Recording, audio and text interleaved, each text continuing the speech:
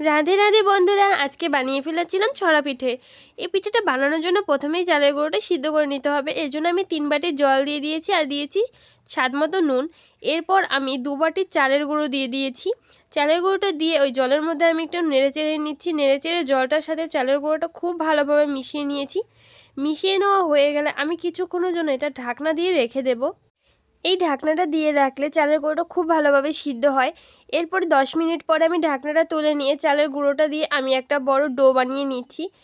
এরপর ডো বানানোটা হয়ে গেলে আমি একটা ভিজে কাপড় দিয়ে ডোটা মুড়ে রাখছি, যাতে চালের গুঁড়োর এই ডোটা শুকিয়ে না যায়। এরপর এর থেকে আমি একটু চালের গুঁড়োর ডো নিয়ে হাত দিয়ে পাকিয়ে পাকিয়ে দড়ির মতো করে নিচ্ছি। এই দড়িটা যত চিকন হবে পিঠেগুলো তত সুন্দর হবে। এরপর দড়িগুলো পাকানো হয়ে গেলে আমি এখান থেকে একটা দড়ি নিয়ে পিঠে তৈরি করে নিচ্ছি হাত দিয়ে। এরপর পিঠে তৈরি করা হয়ে গেলে আমি আরেকটু চালের গুঁড়োর ডো নিয়ে দুটো পুতুল বানিয়ে নেব।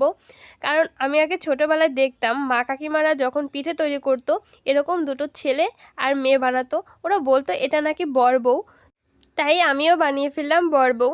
এরপরে বানানো হয়ে গেলে আমি এখন দুধটাকে জ্বালিয়ে নেব। এখানে আমি 2 লিটার দুধ নিয়েছি।